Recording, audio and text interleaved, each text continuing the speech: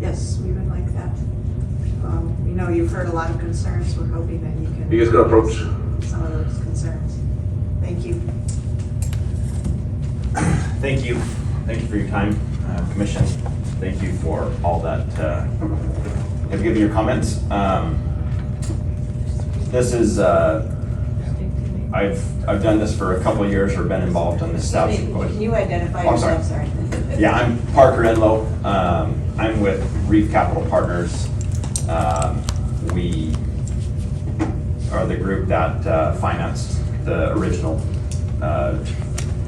acquisition and demolition of the structures to the point where the asbestos and everything was removed to make it to the point they are today.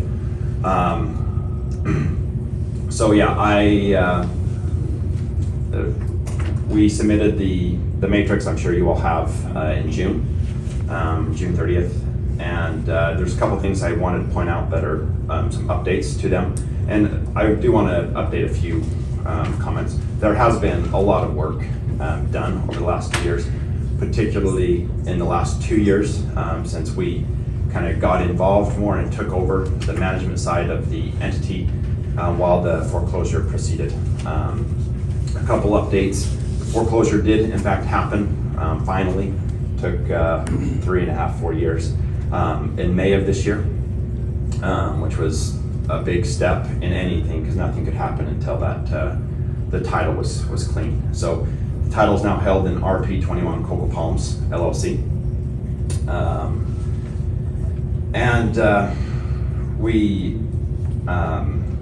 We've been working with a new buyer that has been involved for about 1.5 years now.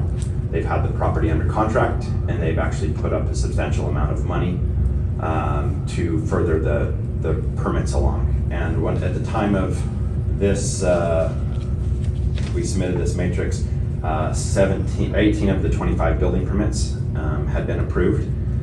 And the main bottleneck was the wastewater management. I mean, many people spoke of the wastewater capacity, and so they had to go back to their calculations and everything would be safe. And there was some discrepancies on what the impacts were going to be as far as financial impacts, what the developer needed to pay.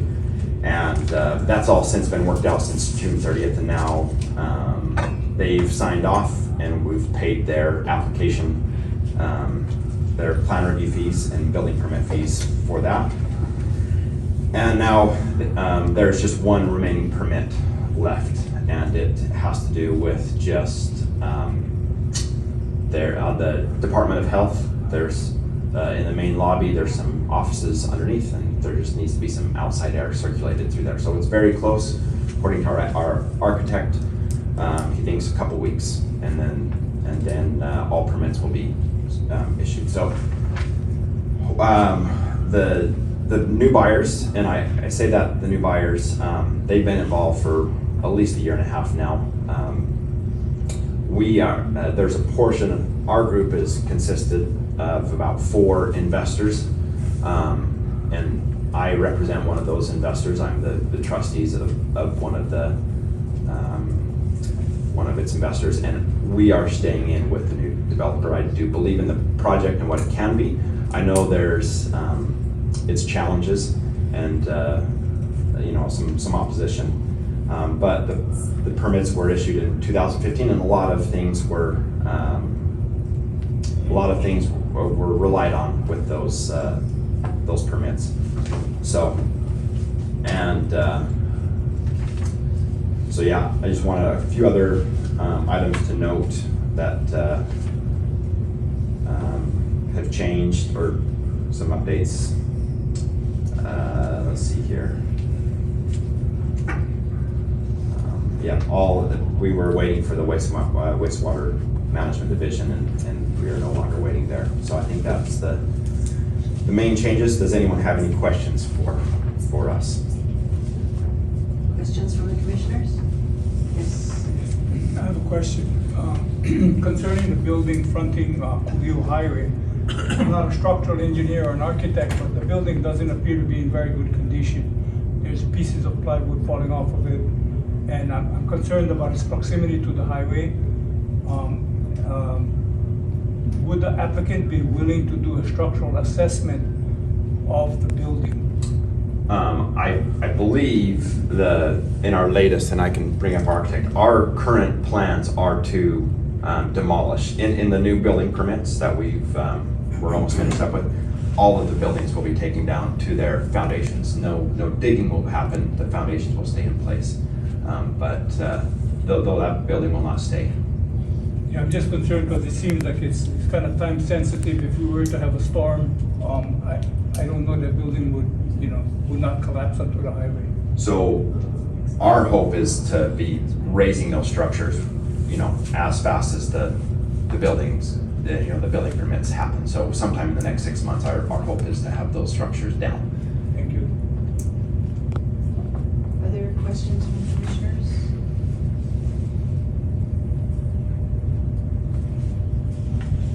Aye.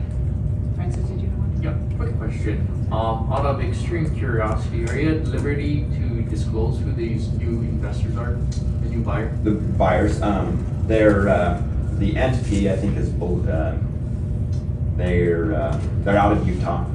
Our company is also out of Utah. I don't know if I'm at liberty to disclose their personal names, but the entity name, I believe, is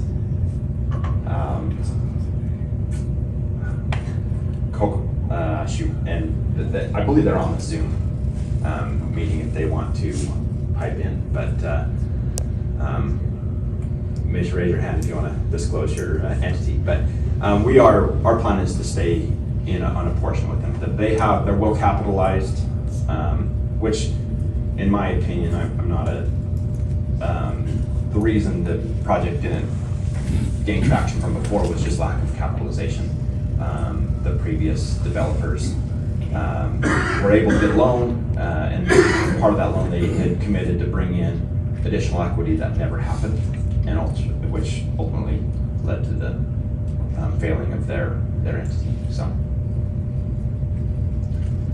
I can get the entities for you if you give me a little bit.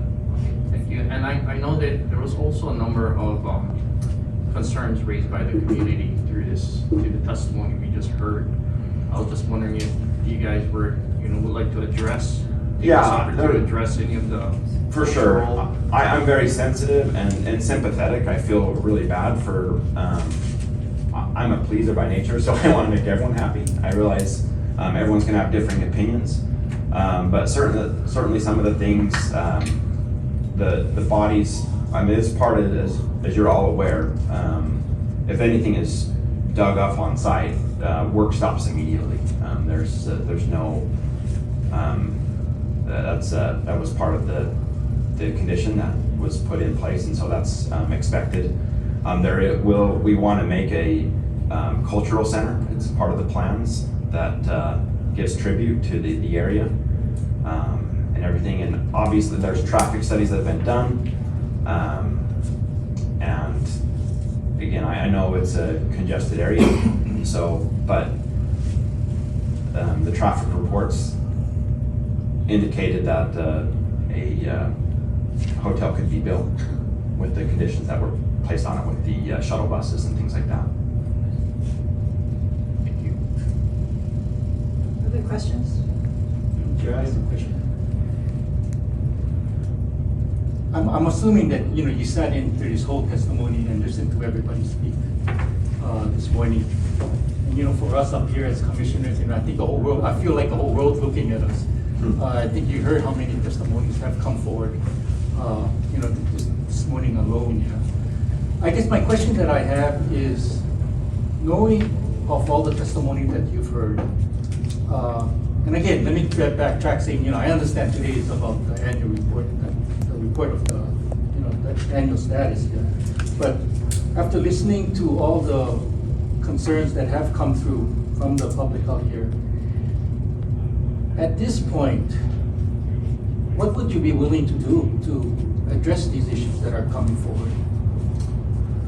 So I've been in in these meetings, probably my third one that I've listened in on through Zoom, since we got really involved.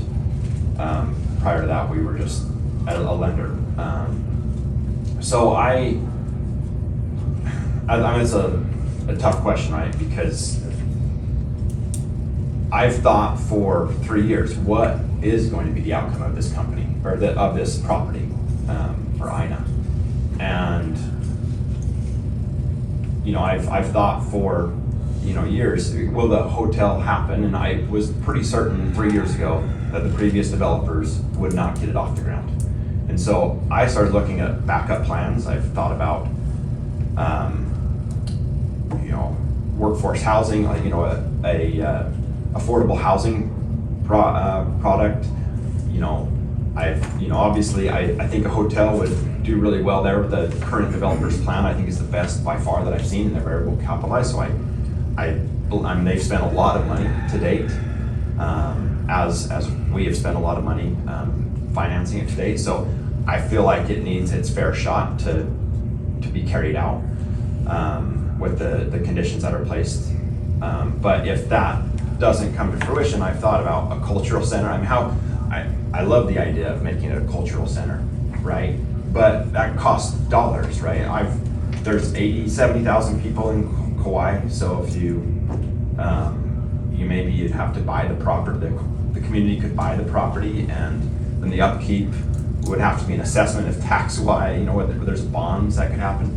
I've thought of a lot of things like that, but I just think that would put a burden on a lot of residents in Kaua'i that I think aren't here now, that are just, they're more tired of anything, they're more tired of nothing happening than a hotel or a cultural center, whatever. I think the vast majority that I've talked to outside of, I know there's a large vocal group here, and I understand, and I feel, and I want to sympathize with them, that want it to be just, you know, whether let it go back to its, you know, nature and have just be completely nothing.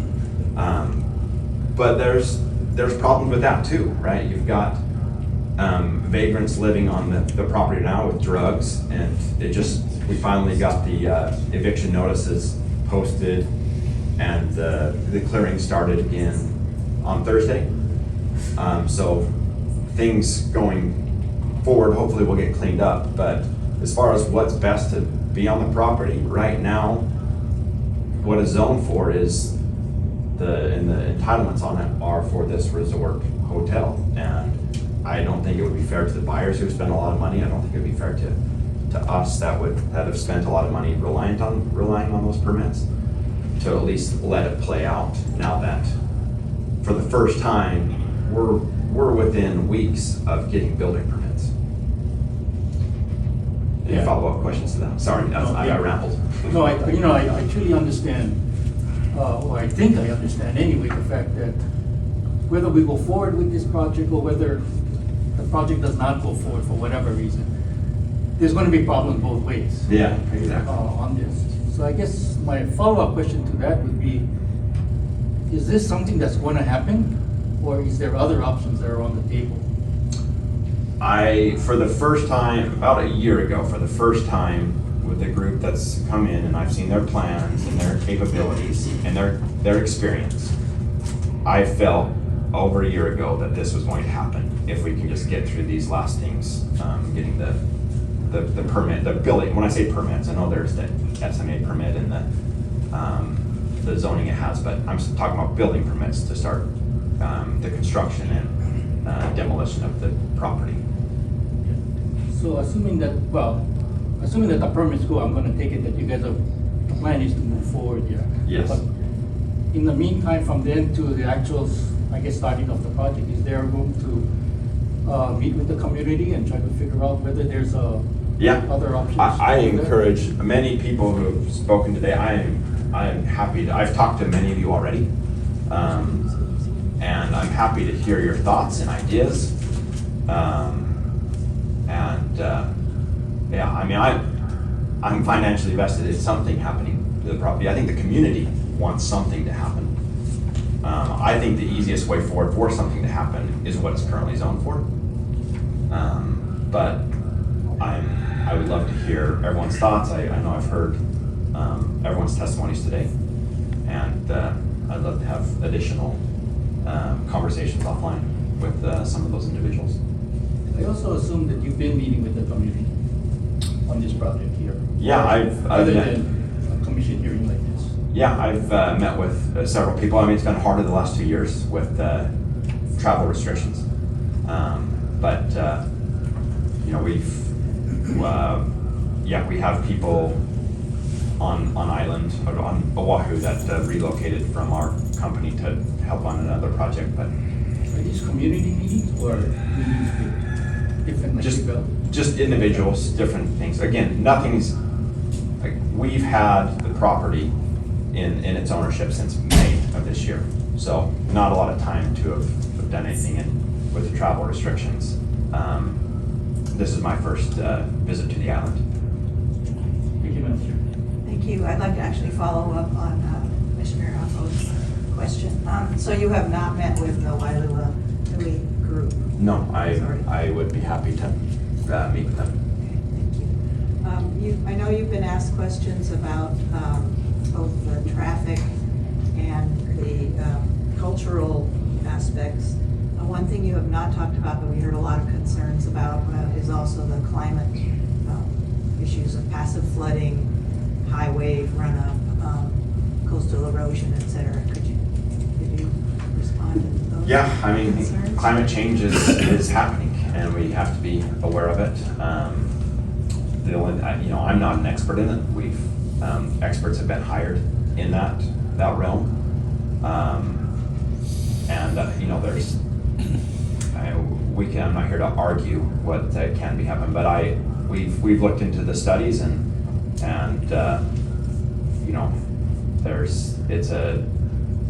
we have to come up with good solutions. Okay, thank you. Any further questions from commissioners?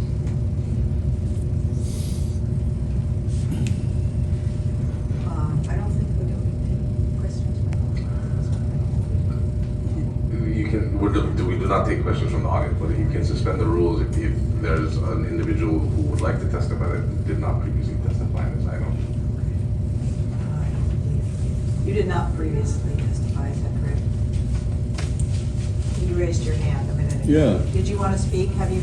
Yes, I would like to say something. Architect to make a few Yes. comments. Thank you. Hello, my name is Commodore. Mr. Ko, I want to address your question. Since the inception of bringing Coco Palms back, the whole plan was to bring back the hotel, not just bring back the hotel, but bring back the rich culture and the history of Coco Palms as displayed by Miss Goslander, the maker of the original Coco Palms. You know, I mean, she worshipped Queen Kapuli by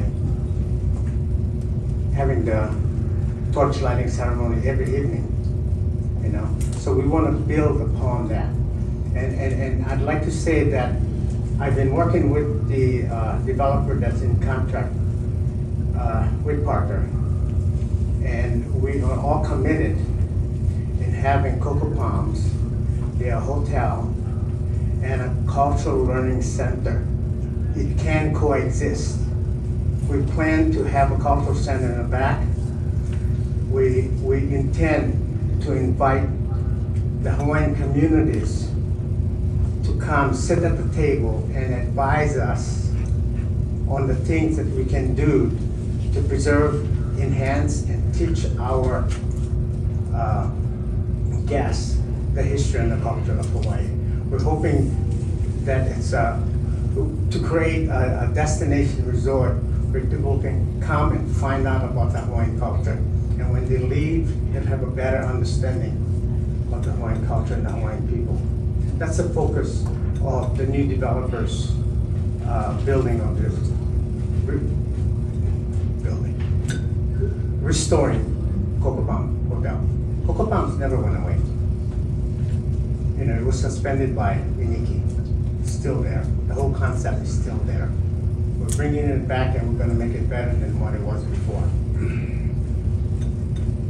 So I hope that answers your question about the culture.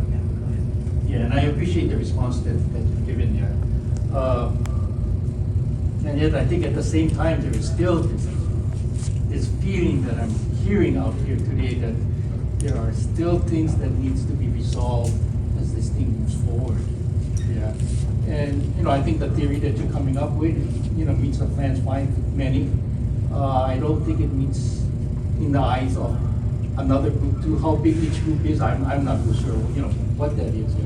That's why I think in my mind, I think the question that is still in there is that, is there still time to meet with community groups, and see if there can be some type of middle ground where, resolution, a peaceful resolution, I guess, can be developed. And I think if the answer is yes, there is an option, then I think that's one path. If there is no option, in terms of the side of the developer, then I think that's another path. So there is an opportunity to have the community's input on the cultural aspects of preserving the culture and the history aspects of Diana. Yeah, and we'll be inviting people. We want to do a presentation this fall to the community, with videos and getting their input on what our plan is. Just one more question, Mr. Lord. Is the session that you're talking about is only about the cultural park side or about the entire project itself? The entire project, how the hotel interfaces with the cultural aspects of it. It's got to be one, and they both can coexist. They have to. Appreciate it, thank you. Any other questions for Ron or County Commissioner? Parker, did you want? One last. Sure. As far as the community outreach plan, I'll get with the buyers, and we'll figure out a time to plan something so we can hear people out as a community and get their input and try to come up with a plan.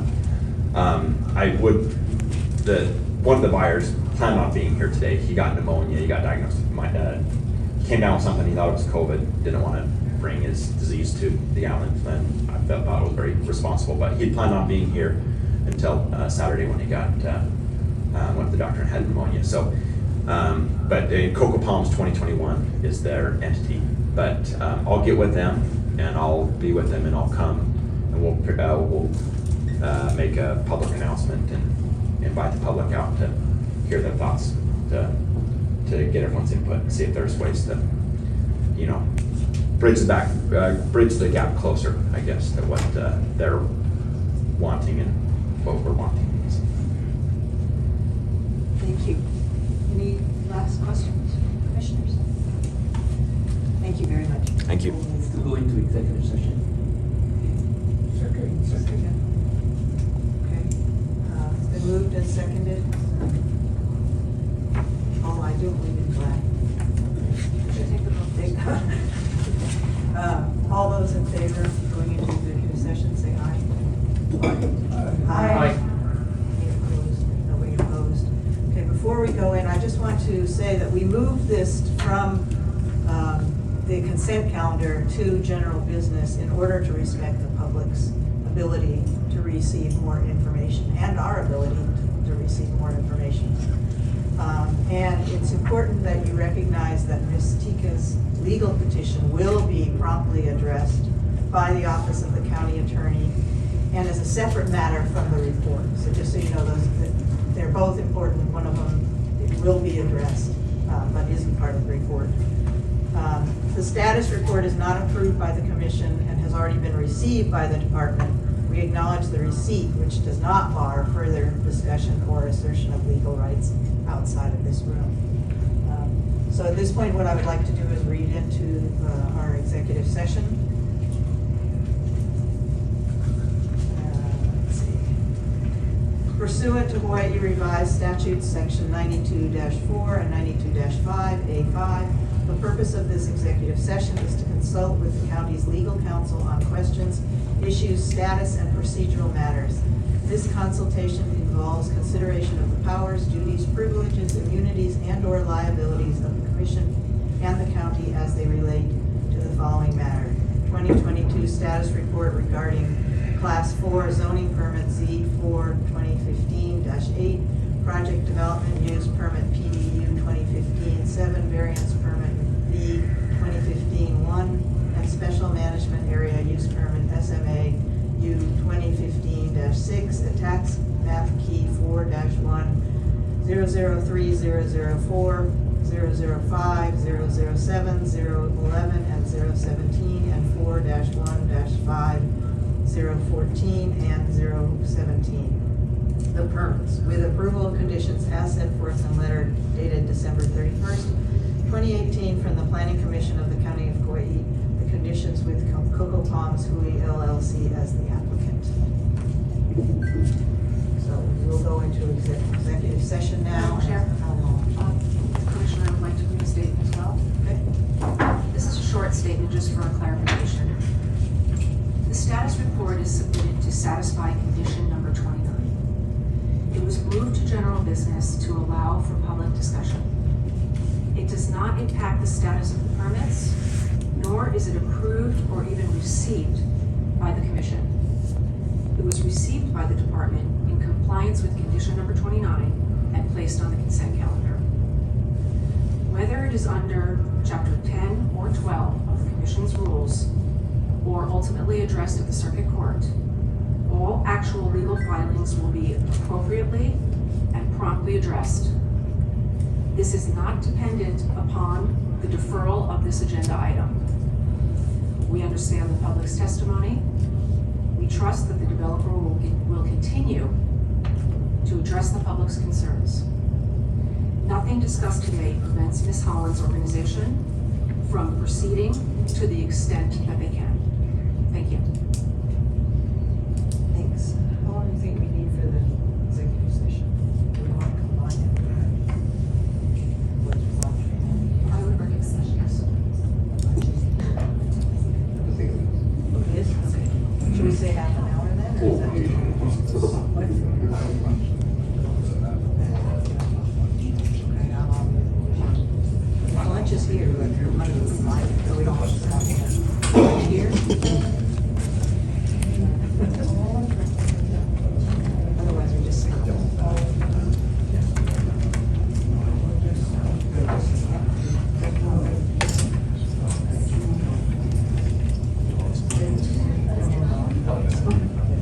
Okay, we're just gonna have a executive session for. Okay, so our executive session will be for 20 minutes, so we'll reconvene at 12.